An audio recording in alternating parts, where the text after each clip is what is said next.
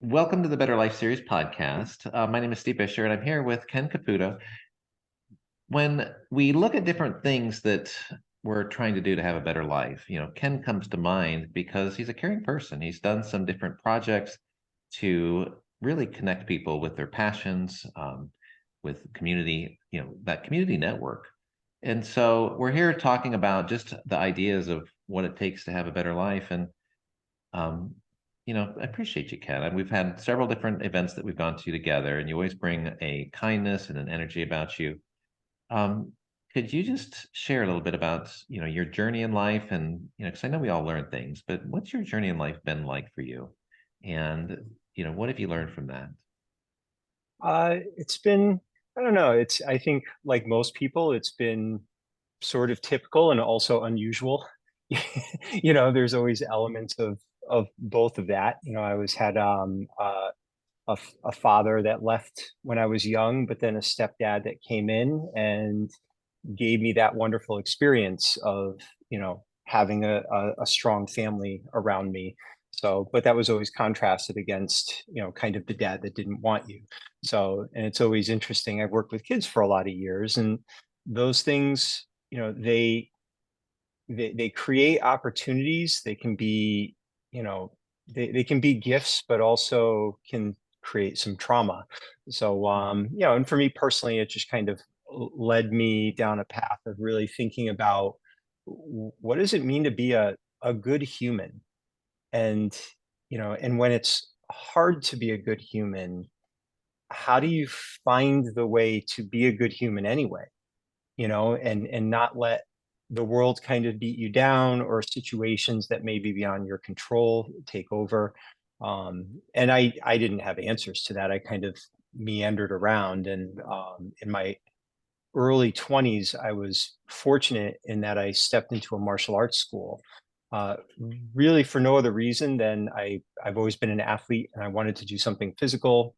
And I had, tried a bunch of different things. And I'd also studied a lot of Eastern philosophy because I was so intrigued by their approach to answering those questions. And I fell in love with it, and the funny thing is I didn't so much fall in love with the art for myself. This is back in the early 90s. So I had come in early for a class, and this was at a point where the martial arts was starting to become very appealing to children. First because of Karate Kid, but really because of the Teenage Mutant Ninja Turtles that like Yes, changed they the were great. so, so all of a sudden you had these martial arts schools, a lot of which had appealed mainly to adults, especially adult males in their 20 somethings, kind of guys like me, you know. Right. And what a godsend to the for the parents because there's such good values and not only do you get the exercise, but there's discipline and structure and respect. And it's a lovely way to engage and to become really a better person. I've had such Yeah. respect for for not only the people that I know that have progressed within martial arts, but it's a beautiful philosophy and a beautiful sport. Well, and that's what struck me. I mean, I came in early for a class, and here's a bunch of like 8-year-olds smiling and shouting and punching, and just you could see them engaged in a way that was gonna, unlock their potential. And it was so intriguing to me, partially because it was a learning environment that was very kinesthetic. So it wasn't, a seated sit here and there's someone up front telling you what to do, and you just got to statically, kind of memorize or figure it out. You have this opportunity to, really just actively engage. And then the other thing that struck me about it was you never outgrow it. So, you can start the martial arts when you're 75. We've had students that have done that. And it's also multi-generational and it can last for years. So we've had students start with us at 4. Actually, we were just at the wedding of one young woman who started when she was 4, and now she's in her mid 20s and getting married, and she's, one of our instructors. So there is this timeline of being involved in someone's growth as a human over an extended period of time that you don't see very often in many other ways. So it just completely pulled me in, and to the point where I had an opportunity to take over a small school that was kind of struggling. Dropped out of college to do it, and just started teaching martial arts. I didn't know what I was doing. I wasn't even that skilled of a martial artist. So I kind of did the entrepreneurial thing and learned as I went along. It's a challenge because when you're talking about running a business, that it's a whole different skill set than knowing the martial arts. So it's like you have to be good at multiple things, managing people, Yeah. filling the schedule, attracting, doing sales, all of that. And as you were talking about, just the 8-year-old kid smiling, it made me think of Karate Kid back again. It's like you had the good dojo, and you had the one that was not so good. The one that was where it was all about the competition and finding fault and all that. And we see that in life. It's like this is that journey. And I realize this is something that you when you shared, because we go through this life, and it's we have this concern that we're not good enough, right? We're not significant enough. And when you were sharing that thought, I realized that this is part of the human condition. It's not limited to your level of success, your status of your society. Um, Mhm. Everyone has these feelings. It's almost as though we're born with them. And it doesn't matter what culture you're in. It's like people from all over the world have these same concerns. I call it the credentialing society. You have to have somebody else tell you you're good, but it doesn't mean anything. The way we get good at things is by practice, right? It's by Mhm. doing it. And so, what are your thoughts on that? How do you tap into somebody's core value to remind them that you're alive, you are amazing? It's that is such that is a question that we have pondered and played with for literally decades now. And really in the end, I think the experience of starting as a martial arts teacher, because you're right, you can be a great martial artist and be a terrible teacher. You can cultivate a skill for yourself, translating it, that's a whole nother skill. And then the third skill was obviously creating a business that, we wanted a business that would be seen as a cherished asset to the community. It's a resource. So it was, a relationship where there was growth in every direction. So, but one of the main things that Dojo does is it prepares you in advance for the things that may or may not happen in your life. So, I mean, just from a purely, you know, self-defense perspective, you don't get attacked and then get, mugged or something, then go to a dojo to figure out what to do about that. You practice in advance for a crisis that may or may not ever come, but every investment, every training session you have is leaving you better prepared, as my mentor would say, for the weather systems that come and go in our lives. So, but to me, really things like martial arts, and it doesn't have to be martial arts. We eventually expanded that into all kinds of different expressions, from painting to dance to Dungeons and Dragon role playing. Didn't matter.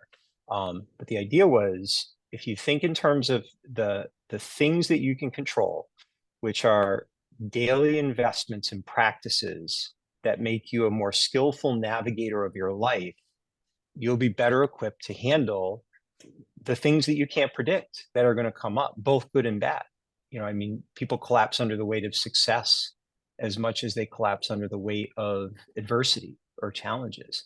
So, yeah, so we just kind of framed it into these 5 practices, with the idea being every day, invest in yourself through movement, whatever that may be for you. It can be exercise, it could be anything. Just move your body, do something that stimulates your brain every day, nurture a connection, your relationships with yourself and with others, nourish yourself, sleep, nutrition, that kind of thing, and empowerment. Just become present, breath, prayer, just being aware that the moment that you have right now is the only moment you have. Everything else is either a memory or a possibility. So, how do you connect? What allows you to recognize that? And you just make little investments in those 5 areas every day as best you can, most days. And most people that we've worked with through the years, they're better for that. They feel more in control of their lives. Well, I love that. And to go along with that is to you're transforming that into something that you want to do. It's like most people struggle because they're disciplining themselves. It's like, I'm going to make myself go to the gym, I'm going to make myself eat healthy. And we need to shift that. It's like, this is, life doesn't have to be a pain, and we don't have to make it work. We can do the things that we love, and make the things that we love good for us. So I think that's great. I mean, I would imagine that the people that come into the dojo, they love coming in. They love the community, the connection, the exercise. They feel good about themselves, right? They bump their Mhm. self-esteem up, and they make friendships, and that connection is critical. There's this epidemic of loneliness that's going on. That's what they're talking about in the world. Yep. And it's amazing. And we just had a group session on that. We get everybody together and we talk about these topics, because I like to go deep, and I'm guessing that you do too. And it's trying to understand what it is that we know about these things. And it was fascinating because one of the people that was in the group, I shared that the loneliness I ever felt was when I was sitting on a couch next to my future ex-wife. Mm. And I was right next to her, but I had this Yeah. huge divide. I just felt so lonely in that moment. And what I realized is that it doesn't it's not about somebody being physically next to you. It's about this connection we had. And so I go into a breakout room with a gentleman, an expat from, he was over in, I think, Brazil. And he shared that he didn't know the language. He had been moved over, and he couldn't even get his driver's license because he couldn't speak the language. And the problem Mm. was that he was so lonely, even though he was surrounded by, one of the most populous cities in the world. He was absolutely, alone, and felt it. And then Yeah. he was able to make connections online. But this point is that if we find that community, if we find that place where it inspires you, you'll do it. And if you're doing something to have a healthy lifestyle choice, it makes a huge difference. And I'll share one little other thing. And part of this journey that we're doing is to raise awareness, and we're going to climb Mount Kilimanjaro in 2024. And the idea behind that is like, it has me nervous as can be, but at the same time, I'm excited about it. And already we've had the impact on somebody that has decided they're going to quit smoking. They're going to start going to the gym and losing weight, because we've given them a goal. And I have too. I've given up alcohol. I've given up. I'm losing weight. Um, and I want to be able to make the climb. And even if I don't make it, I tell everybody, I'm not going to let my thoughts beat me. I'm going to let the mountain beat me if it can. Yeah. Yep. Well, and that's a powerful thing that you're saying, because I think that it's one of the areas where we I would like to do my best to encourage people, just model the human that you feel would be your best self in a way that other people can look at that and almost see it as an invitation to find that within themselves. And it'll probably express differently, but you're right. I mean, maybe they don't climb a mountain, maybe they decide to start swimming, or just they want to be able to just walk around the neighborhood with their grandkids, whatever it is. But they're seeing you not talk about it, or just shout at them. You're just singing your song and other people are hearing it and thinking, I think I wouldn't mind singing a song of my own, and it's Right. just, it's Yeah. quieter and deeper, you know? Yeah. I love that. It's not even our song. We got it from Hans, and that Yeah. came from other people. And it's like, and it rings in my ears. What is one healthy lifestyle choice that you'll make today? I love Mhm. that idea.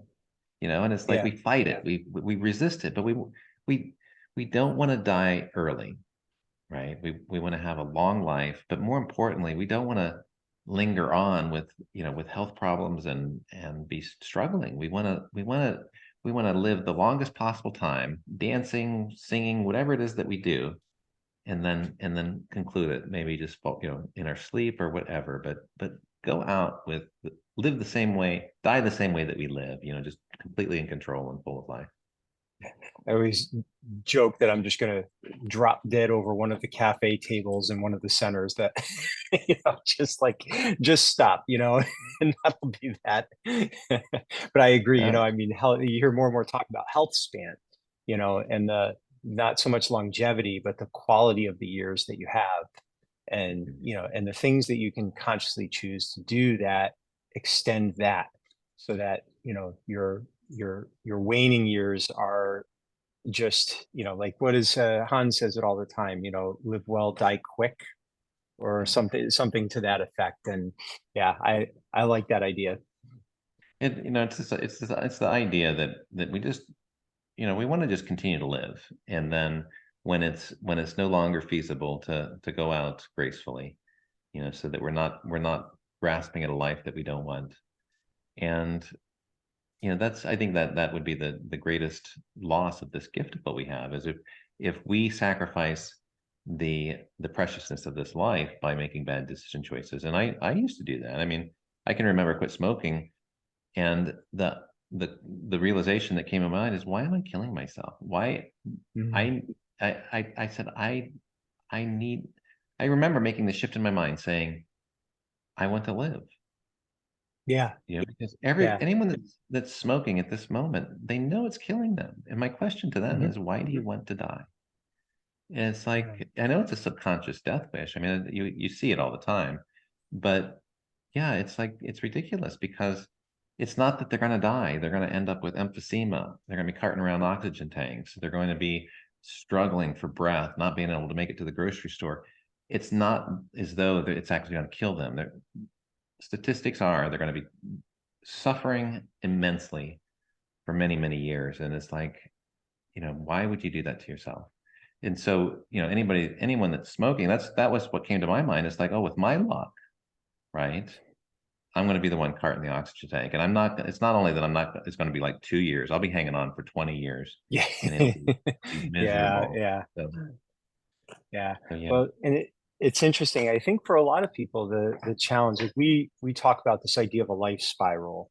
So you've got like these three circles of influence in your life, and how your relationship to them will basically either create an upward spiral, a downward spiral, or you get stuck in place. So one of them is vitality, right? So if you think about the energy that you have, and if you were sick or you were injured, your vitality is probably low.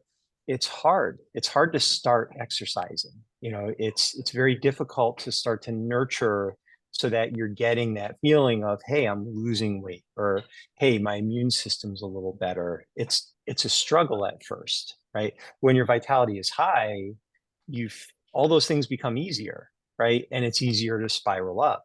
So, and then the next circle, you've got your relationships, and that's kind of two part. It's the relationships you have with others and the relationship you have with yourself. So, and it's like when you were sitting on the couch, there was a depletion in that circle because that relationship was not in alignment anymore with who you each were choosing to be in the world, you know? Right. So, And so and going with that is like, and the biggest problem was with me. It's because I was looking on the outside for something that I really needed to create within myself. right, right. That was the biggest one. And what was the third one? So you had the relationships, the vitality. Value, and this is your contribution to the world. So if you think of it this way, if and I work with a lot of people on this one, it's really interesting. Sometimes we don't know what value we're bringing in, which means it's very hard for us to have a clearly defined purpose that's actually worth living for. So you don't quit smoking because you don't know what your value is. You know, that circle is so depleted or so vague to you. What's the point? You know, I mean, I've found that my investment in the five practices, I mean, I'm running up mountains. I was just in California, Big Bear, doing obstacle course racing and stuff. And I have a strong sense of purpose. There's a lot that I would like to contribute of value to the world. And the only way I can do that is if I'm healthy. So I need to be sharp of mind, I need to be strong of body, I need to have good energy so that I can contribute effectively to a team of people that are going to make the world a better place. So when I'm done, it's better than it was when I found it. So that's a strong purpose that actually helps motivate me. For a lot of people, they don't have that. They're not sure what their value is, or they've been convinced that they have no value. So Or that, why? that it's too big a task that we can't do it, Yeah, which yeah, which once once you stepped into this world and say, okay, my task is more important than anything else. I'm just going to do it anyways, whether I help one person, whether I help, you know, five Hmm. people or 1,000 people, it doesn't matter. I'm just going to do it because it's important. What I realized is the moment that we take that approach, that we do reach people, that we change their perspective, that we help them kind of transform what it is that's, you know, holding them back in life or whatever else it might be. And I realized that it actually changes the perspective for them. They see the world in a different way. Yep. And that I realized is you do change the world. You've changed the world for them, Yeah. right? And it's like you've helped them. It's and it really you haven't done anything. You've helped them discover who it is that they already are. You remove those blocks to the value. You know, you've pointed out how amazing they are and given them confidence for this vitality, right? And then Yep. once you have that those two areas, then your relationships become better. That connection with self, you know, it's like all of a sudden you can make a connection with yourself, and then every other relationship around you will start, you know, materializing into an amazing place. There'll be some that will fall away, and it's okay, you know, because Hmm. you'll make space Yes. for better relationships. And so I love that concept. And it's like it's once you do that, this podcast name is A Better Life. And I can't think of a better life to have than one of connection, one of, you know, real relationships where you're not dragging those disempowering people forward, and a long life of contribution. It's such a beautiful thing that you shared. Yeah, and and the thing that's really cool about it is if you're thinking consciously, when you tend to any of the three, it automatically elevates the other one. So it's like you hear about all the time. Someone meets someone new, and all of a sudden they start making some behavioral changes to take better care of themselves so that they can enjoy that person that they're with. So that relationship actually elevates their vitality. And then maybe that relationship, that person sees something in you that you forgot is within yourself, and all of a sudden your value starts to gain clarity, and that starts to elevate. So it can start anywhere. I mean, you can get a new job and that's going well, it's producing a result, and because of that, the quality of your relationships go up. Maybe you shed some relationships that weren't healthy for you and you invite in some new ones, and now you're feeling really good and you're contributing. So your vitality starts to naturally elevate because, your system needs to come online fully so that you can be present all the way to deliver that value. So it's this like cascading effect. And the interesting thing about it is it's just a tool, that can go in either direction. So it's really, it's funny. In the martial arts, my teacher said to me years ago, he said, think of the martial arts like a hammer. It's a tool. You can use it to build a house, or you could use it to break a skull. The tool is just the tool. The intention is what determines how that tool is used. So, the way we view these circles in our lives, and the energy and attention we feed them, that's going to impact it one way or another. The tool's indifferent. It's our intention that matters. Right. And you certainly don't want to try to use a hammer to drive in a screw. Yeah, It that's the actually other won't thing. work Yeah. because the screws are made out of metal that's, you know, it's very brittle. And so if you hit a screw, if you hit it anything but perfectly square, and most of the time, since it's got the spiral, it's not going to go into the wood anyways, but it'll break. It'll break and it won't work, and you know, it's just Yeah. a mess. That's an interesting metaphor too, because how many times in life have we kind of been conditioned to just try harder with the Mm. tool we have? So we fail at something, so then we just try harder at it. So now you're hammering a screw instead of stopping and looking around for a different tool and Yeah, giving yourself permission to do that, you know? right. And then most of us don't even ask, why am I putting this screw in this piece of dead wood that's out here in the middle of nowhere? It's like because somebody else did it. It's like, you know, you look at this log and it's got thousands of screws in it, but it's like nobody ever stuck back and said, why do we do this? I remember hearing this story about, I remember someone was sharing it about, like, they would cut the ends off. They'd go to a family dinner and they'd always cut the ends off a roast, but no Yeah. one knew why. And someone finally asked grandma, why do we cut the ends off the roast? And she says, I don't know why you're still doing it. I did it because that was how it fit in the oven. So, so it had a purpose, but then everybody just kind of Yeah, continued to do it because that's what you daughter, did. yeah, It the went daughter did it. unquestioned, you know? It just went from person to person. Yeah, Yeah, you know yeah. that such a lovely discussion. So the question that I have is talking about longevity, talking about this relationship with self, and talking about how we can take a shift, towards that. So what can we do within our own mindset besides, I guess, maybe you just mentioned it, asking the question, but what would be the first step if somebody is in a life? The way that I think it's usually phrased is you just look at your life and it's like for no for no apparent reason you're not happy, your energy level's low, you don't feel connected in relationships. what what is that first step that someone might do to, to start on this journey of connection, of vitality, and creating this life that they want? So there's a couple things that we found helpful anyway, and one is to look at design. And I remember who said it. I think it was Michael Singer. He said every system is perfectly designed to give you the result it's currently giving you. So if you want a different result, you got to change the system. You have to change the design. So I'll give you a really, really simple example. I was working with someone who was drinking too much soda and wanted to take in more water. And he's like, I'm just going to get rid of all the soda. And you can do that, but that's exhausting. You're putting a lot of stress on yourself internally to make this change.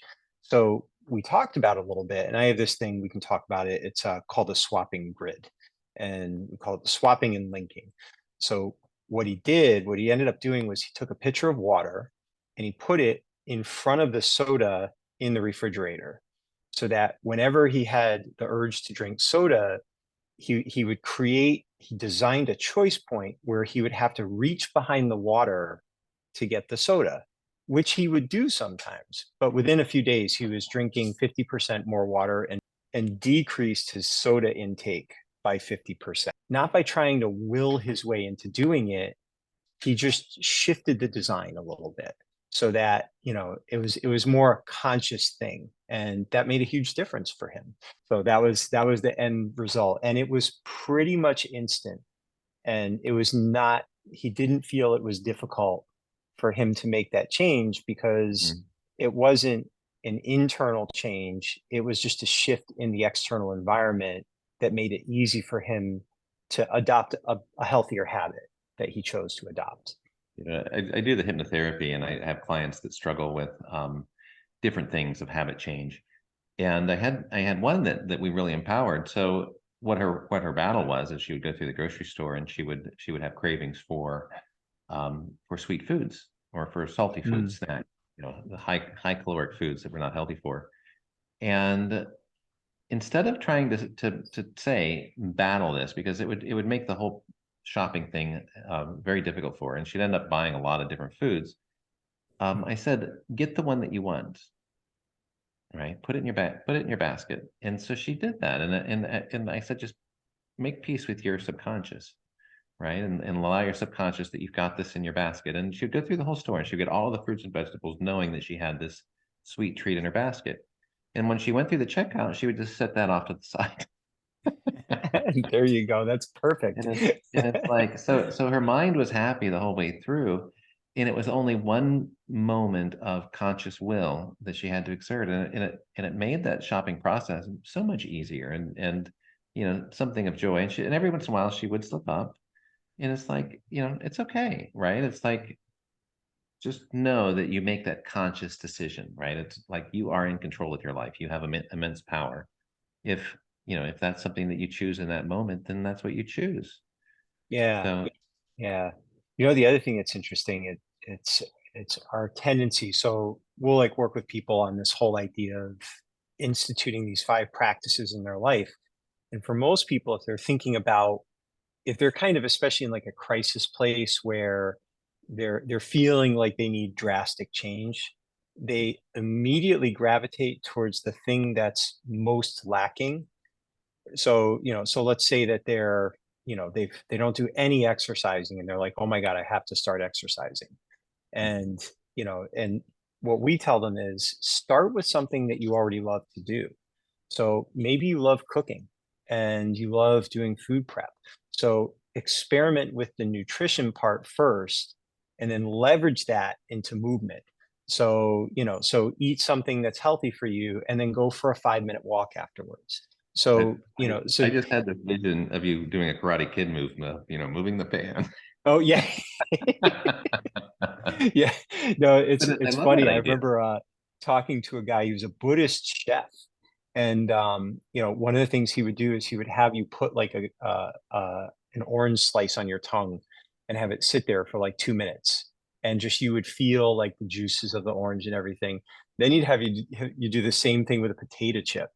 And after a minute, all you can taste are the chemicals in it because those are designed for you to consume them quickly and more and more of them.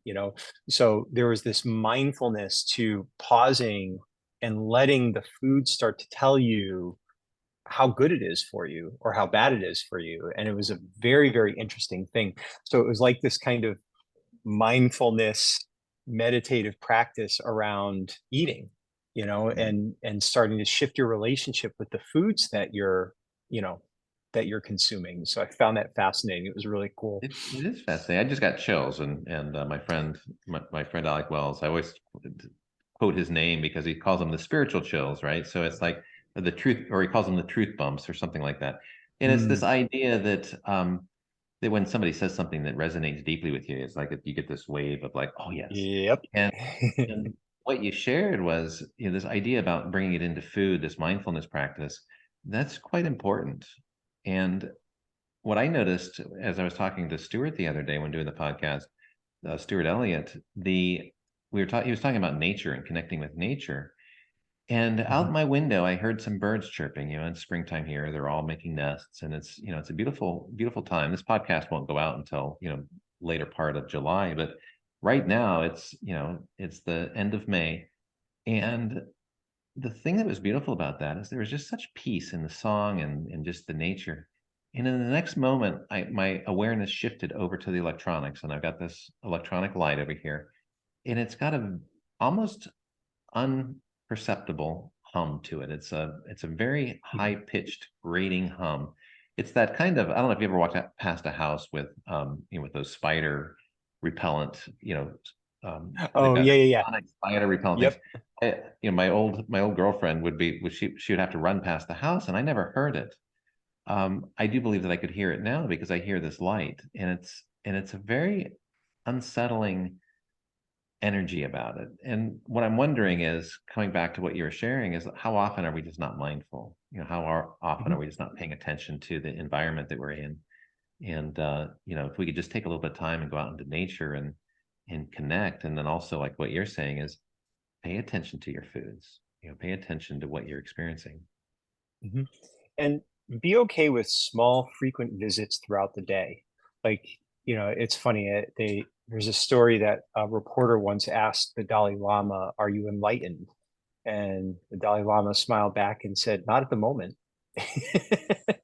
And I loved that, and it's just, it's take the pressure off, so eat a bunch of food and have no idea, just shovel it in your face. And then once in a while, stop, and let that become something that you can invite more and more, like gently over time, and I think that especially it's in working with a lot of people predominantly in the Western hemisphere, there's there's this sense of needing to hustle and grind and push and overcome. And I was definitely, as an athlete, that was a big part, pushing through pain and training through injury and all of that until you just break and then you're forced to rest and then you do it all over again.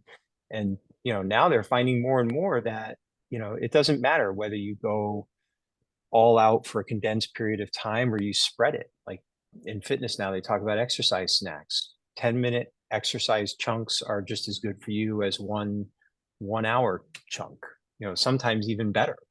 So, Might- so if you're thinking about your own spiritual process, a little is fine and a little still accumulates. They're all investments, and the investment doesn't go away, it compounds. And all you're doing is choosing the rate that it's compounding at, but it's a rhythm of compounding that will happen, so you can trust that. I like that idea, and especially the idea about trust. And there's so many people that we not only do you have the noise of this light here in my, in my local Mhm. area, but there's people telling you what you should do and how you should do it and all of this stuff. And what resonates with me quite deeply is that be drawn to those that resonate with you. It's like if you're on this path, it's like it doesn't matter what you choose, right? It's your life. You have complete domain over your life and how you live that life and the quality of your life. There's no wrong for you. It's like the people that see it wish better, but it's this idea that there is no judgment. And instead of somebody saying you have to do it this way, find the people that kind of inspire you to want to do it on your own, whatever way that is. And if they've Yeah, got an idea, maybe listen to their idea, and maybe that'll even inspire you to come up with your own way, because yeah, we've got that ability. But it's understanding that like what you're sharing, I don't take this as is this is okay, you have to do it this way. It's like this is the journey that I've learned, this is what I've experienced. How you interpret it, how you incorporate this into your life is for you to develop. um yeah, and I think that's yeah. real powerful. Yeah, and what's to say just because something works for someone else, what's to say it's going to work for you anyway? Or, Right. or that you'll even care if it does. Maybe it's not relevant in the context of who you choose to be in the world. So, so my teacher used to always say, let it be interesting, not important. Oh, And I love that. yeah, I know. Isn't that a cool one? It was one of my favorite things. That and the other one he would say that I always loved was, you'll know something to be true when your head and your heart are singing the same song. And Oh, that, you that is, know, and I'd like, yeah, did he pass away? Is he still yes, he around? Or, did. Yeah, what he an amazing individual. If we could all just model that and kind of step into that. And that's something that I do believe that, we will often quote other people, but, we come to these realizations on our own of Mhm. what it is that we see in life. And it's like, that's important too. It's stepping into, it's honoring the people that have gone before us, but it's also finding your truth in life and what you find to be true. One of the things that I came up with was, find something important enough in life that when you hit the resistance, that you'll do it anyways. Yeah, no, that's very, very true. Yeah. And it's interesting, I learned, you know, the things I learned was, if you can continually cultivate curiosity, it leaves you open to finding ways to either dance with that resistance, kind of become one with the obstacle, or have the resilience and adaptability you need to push through, or just quit. Yeah. Sometimes it's okay Right. Yeah. I mean, to quit, you know? And when you said that, I just had this picture of, somebody wanting to come up and fight you, and it's like you just turn around and walk away. yeah, no, You don't have to exactly. fight, don't have Yeah, to fight everybody. yeah, yeah. And it's, the best fighters that I've known as a martial artist, they were the quickest ones to smile. And they just made it almost impossible to wanna, I don't know how you would fight them. They just weren't, they were too graceful and balanced and present in a way that just kind of dissolved resistance just through who they are. And my goodness, it would be, you'd have a really bad day if you actually attacked. I mean, my teacher was a devastatingly skilled martial artist, but he spent his whole life helping and healing. And then he just explored that other side. He had that capacity to defend himself, but it was largely unnecessary because of the lessons learned and instilled. Really, he embodied someone who was not forceful but was powerful. you know Right. And I believe that when you're in that space, when you're actually in tune with your heart and your mind are in alignment, that someone's, the way that they're acting does not necessarily trigger you. You see them in a different light. That you might see them as either being wounded or being afraid. Their actions aren't linked to how you value them as a person. You see Yeah. that, okay, they're acting in a certain way, either that's program behavior or something else, but it has very little to do with us, as on the outside. It's everything to do with that person's fight within themselves. Yeah. Yeah. I remember talking to a gentleman who's very connected into the Buddhist community in the East. And he said that they found it fascinating. These are some pretty intense scholars, that mindfulness found its way into the West, but that's only half of the equation that they teach. The other part is compassion. And I had not heard that before, and it was really interesting. And he was saying, yeah, so if you have mindfulness, that's really good for tuning you in, internally into your environment, and finding how you are connected, to the world around you. But compassion is the expression of how you relate to other people and to the things around you. And it's important to have both. And they dynamically, when they work together, you get some pretty powerful just resonance, between Yeah, people. it So sounds actually yeah, so quite I found that beautiful, interesting. and it almost seems as that's what's missing in the world, because Mhm. we have such intense focus on things at the moment with like media and everything else, that that compassion is that compassion would be the solve that would heal a lot of the wounds that society has. I mean, there's so much Yeah. going on right now. And I think that that's what we can do. The compassion, the most important compassion that we can have is for ourselves, right? Mhm. Give yourself a break. I really love the conversation. Um, so to kind of pull all this together, we've been talking about these different topics and the different ideas, and um, so we talked about what people can do, and where they can focus.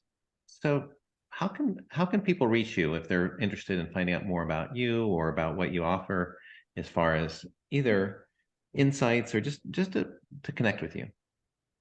Um, Email is that's a pretty reliable way. And I'm on LinkedIn and Facebook and all the social media stuff as well. And I monitor them. I'm not super active on social media, but I'm there.